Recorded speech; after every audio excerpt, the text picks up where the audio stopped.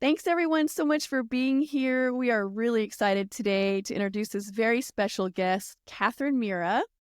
Katherine is a marriage and family therapist based in Los Angeles, California. She has endured the severe impacts of a narcissistic father and a far more damaging marriage characterized by similar toxic dynamics. These profound personal challenges have galvanized her mission to lead others on their path to recovery from narcissistic abuse. Holding firm to the belief that awareness informs education, which creates change, Katherine is deeply committed to empowering survivors with crucial insights and support needed for profound healing. Katherine, welcome. We are so happy to have you here, and we would love to hear a little bit about your personal story. Sure. Thanks for having me. As you said, my father's a narcissist. So it wasn't until I was in my 50s that I realized he was a narcissist. And all the pieces kind of came together. But what really opened my eyes was I realized that I had been brainwashed. And that opened things up because then I finally understood why I was so messed up. Because when I was in grad school, even though there were so many people with, dad committed suicide, mom committed suicide, one person tried to kill themselves, I still felt crazier than everybody. That understanding the brainwashing helped me understand myself. So after I went to grad school, I learned about my marriage, and it was basically like a sadomasochistic relationship. It was bad. So I got my degree in marriage and family therapy, and I was working with my therapist. I started working with my clients, and right now, it's pretty much narcissistic abuse. It's parental narcissistic abuse, relationships, but there's usually narcissism in some of it. So I've been kind of evolving in how I help my clients and what is the most powerful way of helping them heal, figuring out how they can heal. And narcissism is so complicated, and there's so many layers of abuse and hurt. But I think I've come across some solid ways of helping clients that I'd love to share.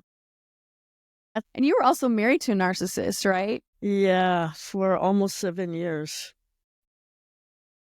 At the end, I was ready to put myself in a mental hospital. I was so confused. Oh my goodness. And was that after or before you were a therapist? That was before. That was before.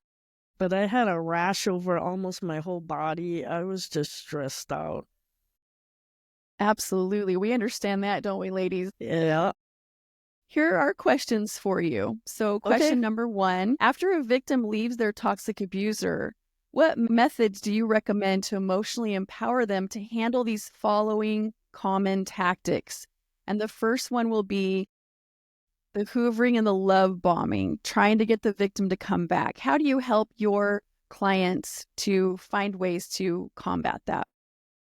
What I've been doing most recently is I'm making connections between attachment theory and working with the inner child, because attachment theory, they figured out that the way human beings heal is the emotional side of the brain. It's not the logical side. So the side that has all the thoughts and all the brainwashing, it's not fixing that. It's because we are wired for relationship. So what you need to do is focus on the limbic system, the emotional side of the brain, in order to heal.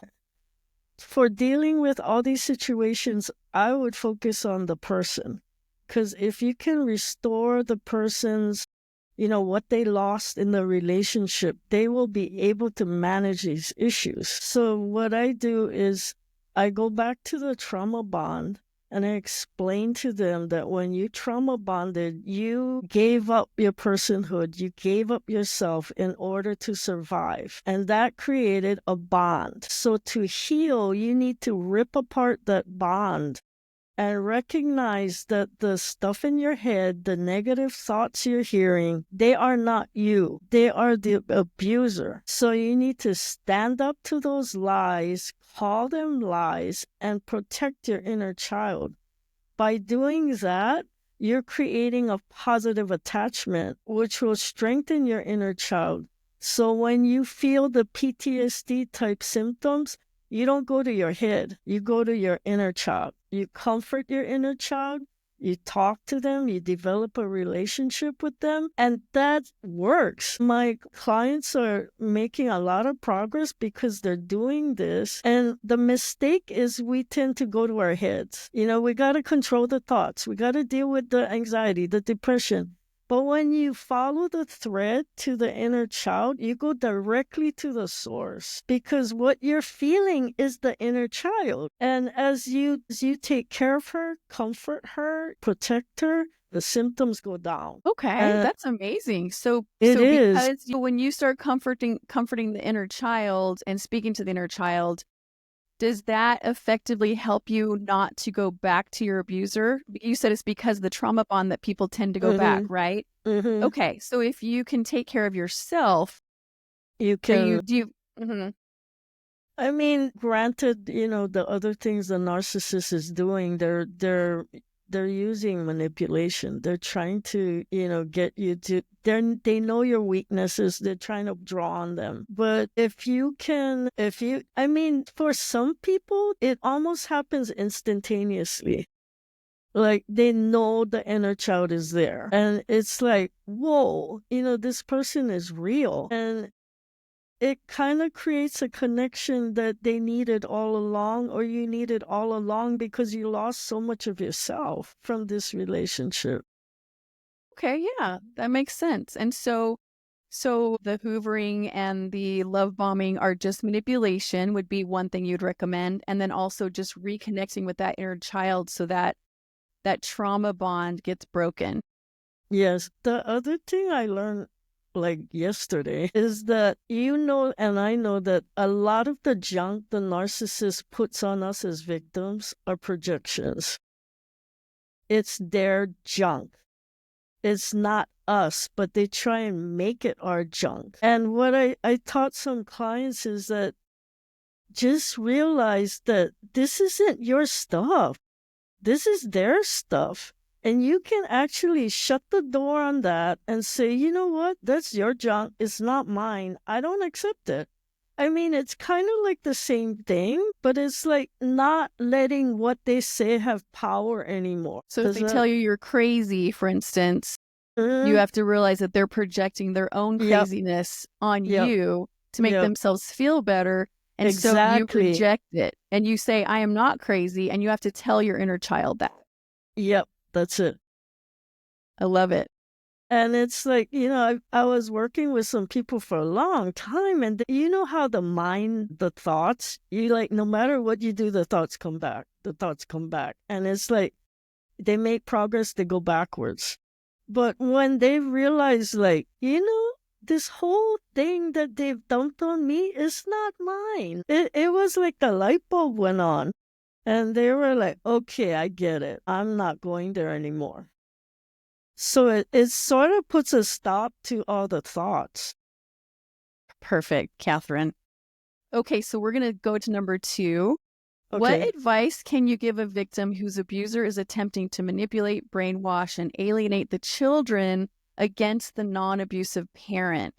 I'm sure you've had those situations in your practice. Yeah. Yes. What I found out was there's a video, actually it's a download now, called Welcome Back, Pluto. It's by this psychologist, I think it's Rorschach. He studied alienation and all the wonderful things that come with narcissism and divorce. But it's a beautiful video because it helps the child understand what's going on. It's amazing because you know how it causes so much guilt and anguish for the child. It doesn't judge the narcissist parent or the alienated parent, but it puts it out there so the child understands what's going on.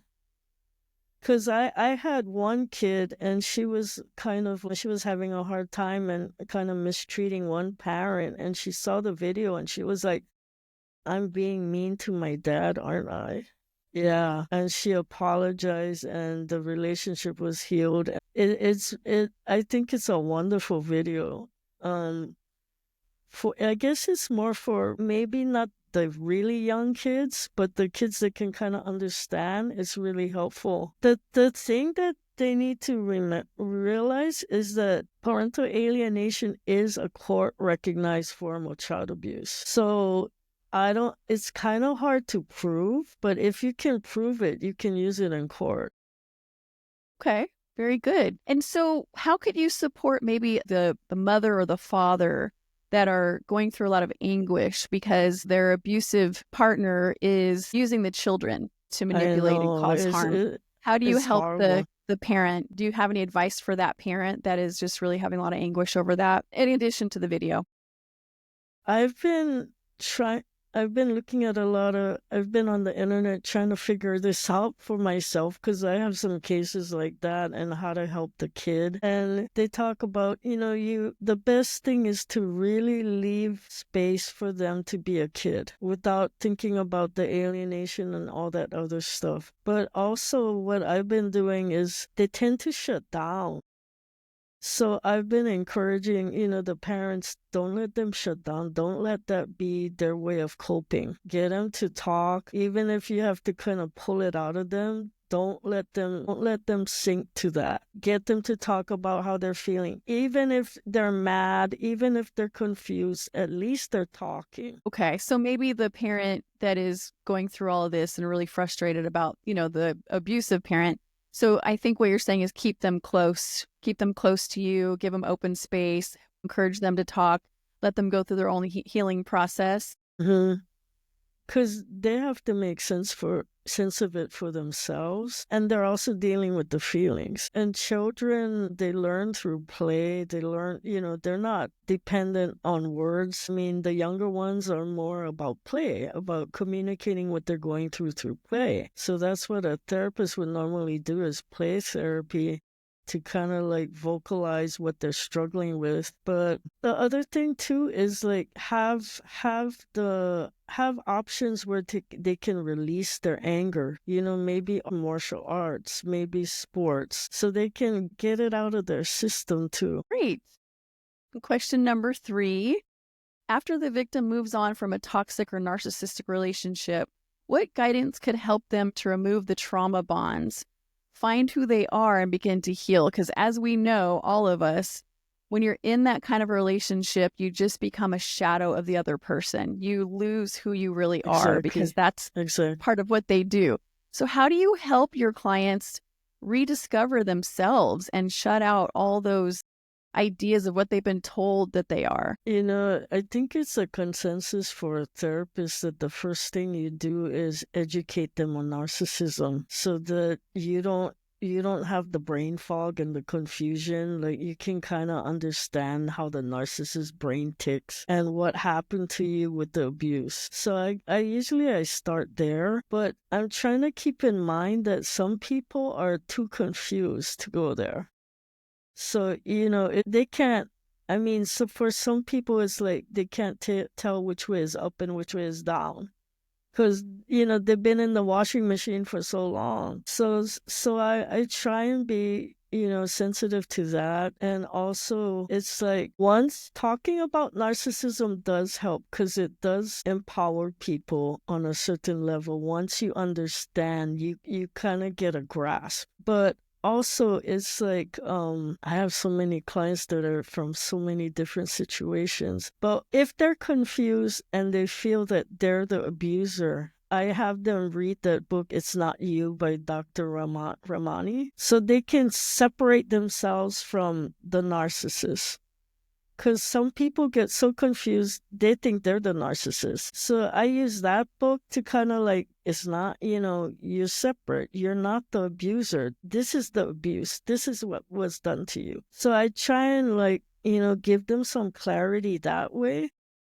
And then I'm also talking about, with attachment theory, and, your attachment to this person damaged you. So this is how it's important to turn to the inner child. And there's a book called Inner Bonding by Dr. Margaret Paul. And she gives a 5-step process in addition to what I teach them, but her premise is, if you can connect to your inner child, you learn to love yourself, love others, and just be a better human overall because you're more loving, you're more connected.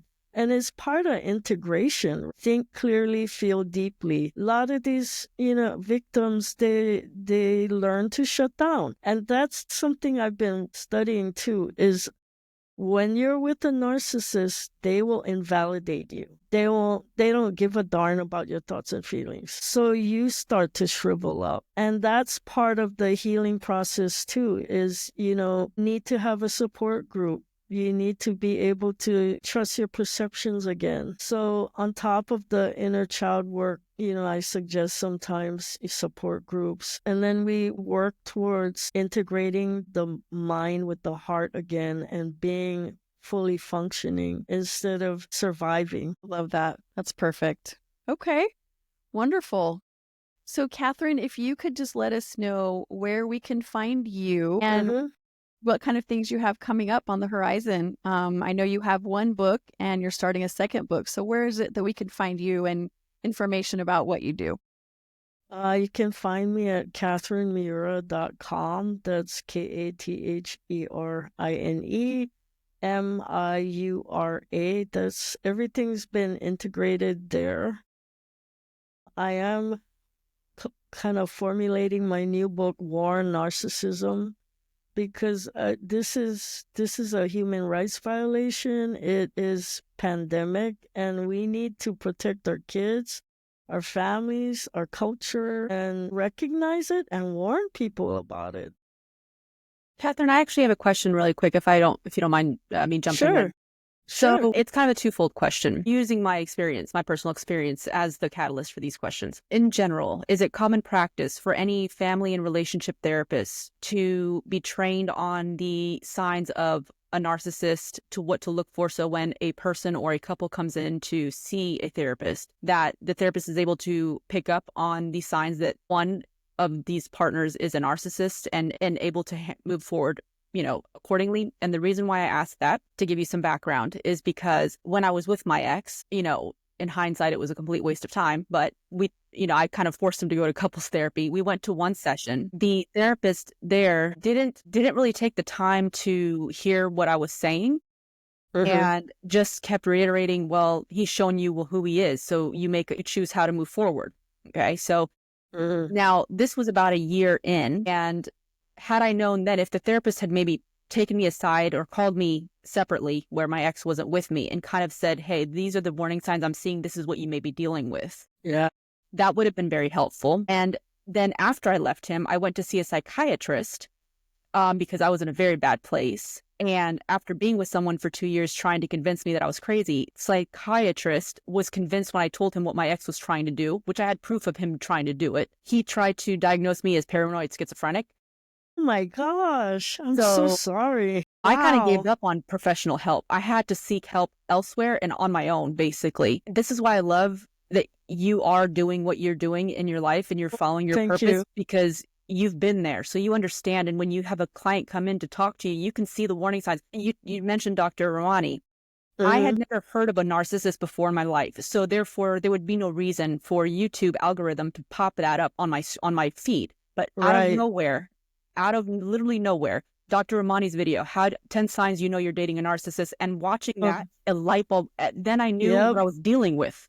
It all made sense. It didn't heal me overnight, of course, but it put me in the right mindset of, okay, now I know what I need to do, versus looking for help from who I thought were professionals and therapists that were supposed to help me, and they didn't, and tried to convince me that I was crazy because of what I was telling them. Wow. So is it common? So all that to say is it common practice for family and relationship therapists or marriage therapists to be trained on the warning signs of a narcissist and be able to, if your client isn't aware that that's who they're dealing with, are you able to not quickly necessarily, but in a couple sessions be able to say, okay, this is what I'm seeing. This is what you may be dealing with. Unfortunately, a lot of therapists have no clue. Okay. And the judicial system is bad too. They don't train the attorneys and the social workers, the judges, about narcissism, and that's their showcase. That's their stage a lot of the time. Yeah. It makes me sad that that's the case, but just like some people never get hit, never get to see a real narcissist. You know, a lot of therapists never come across a narcissist. But I did learn on the internet that one therapist said that they had a client, and the client was just saying, I just feel like I'm losing my mind. And they told that client, you're probably with an abuser or a narcissist. Because that is one of the red flags. You feel like you're going nuts, or they make you feel crazy for suggesting anything's wrong. That is a red flag. The other thing I've learned is a lack of empathy is one of the major indicators of a pathological person. Right. But the narcissist will love bomb you and camouflage that. Yeah. It was very infuriating, especially in the couple sessions, looking back and hearing what my ex was saying to the therapist. Now, in hindsight, if I was to sit in front of somebody and they had answered me the way my ex answered the therapist, that would have been a red flag for me immediately. Unfortunately, it's too little too late. However, you know, it would have been great. And, you know, I can imagine that there's probably many women out there that were in my same situation where they're trying to seek help and they end up facing what I faced, which was very disheartening, you know, to think you feel like you're alone. You're literally alone because your ex essentially could be a psychopath. Mine was. And you sometimes feel alienated. You don't want to talk to your family or friends because you're ashamed and you feel guilty, you know, and embarrassed that you let this happen to you. And then you go to try to seek help from professionals and they think you're crazy too. And so it's like, what do you do? Yeah. You know?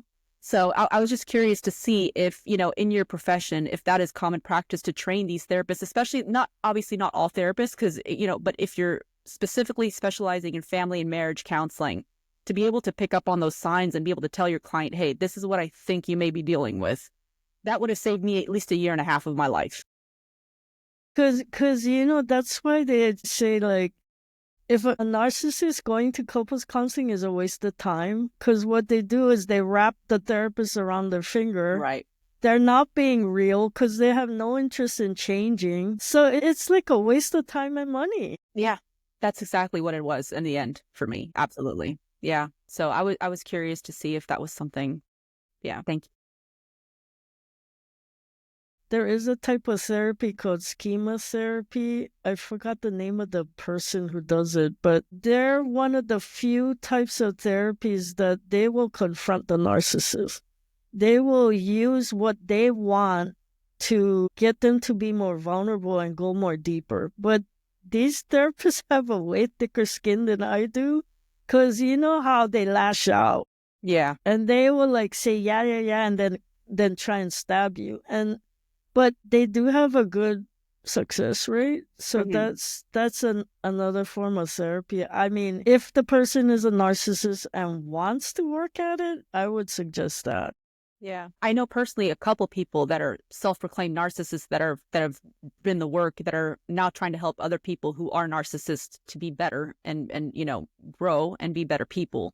So I know it's possible. My ex, definitely not in that category. He was so far gone. Yeah, he in his mind, he was perfect.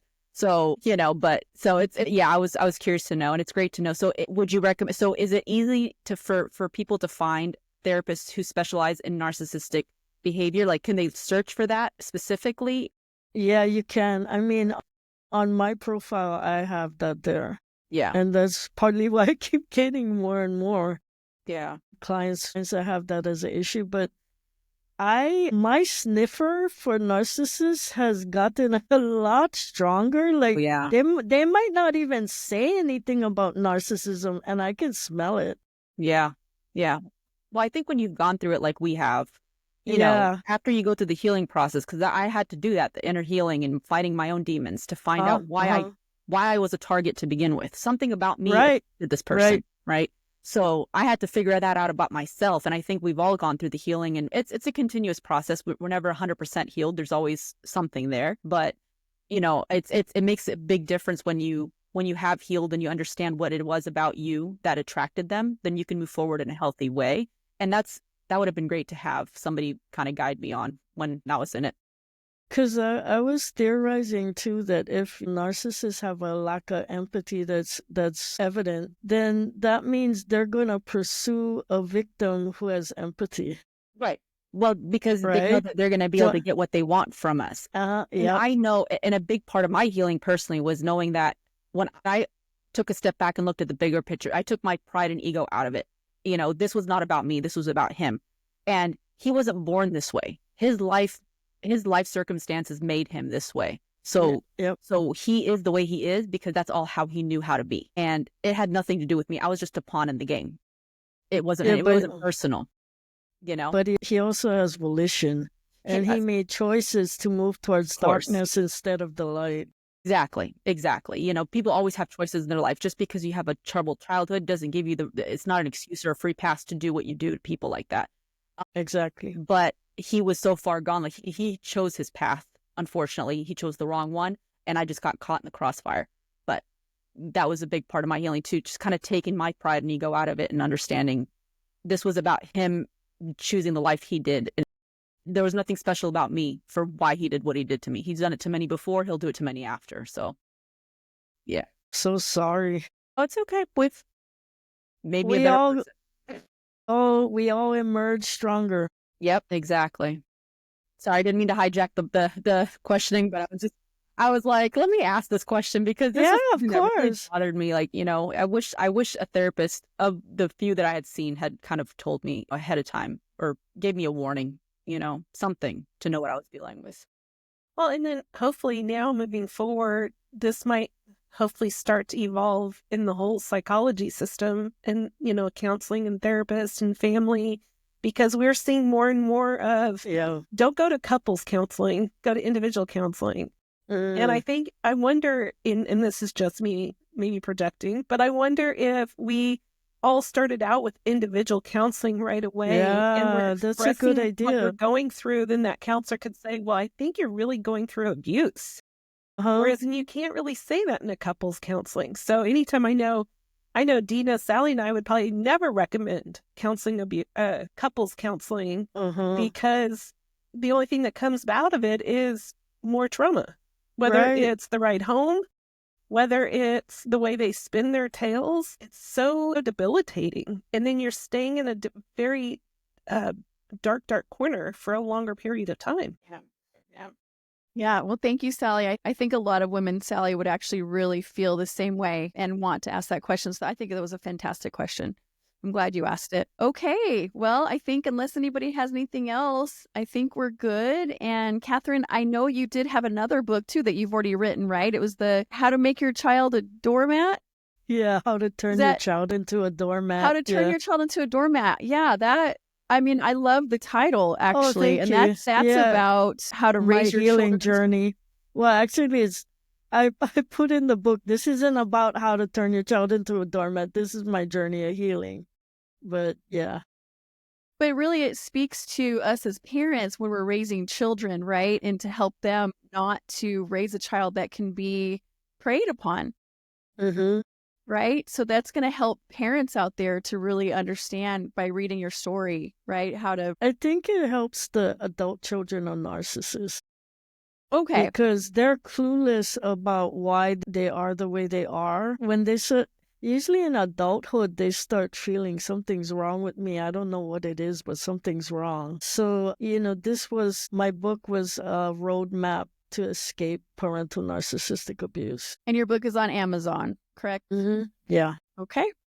All right, great. Well, we're going to have links then for your website and how to reach you. And we know that you're in private practice, so it's not like we're going to be, able to just call you anytime we want. You're a busy lady. But Katherine, thank you so much for your time today. It's been a pleasure. Thank you so much for having me. Absolutely. Thank you. Thank you, Lizzie.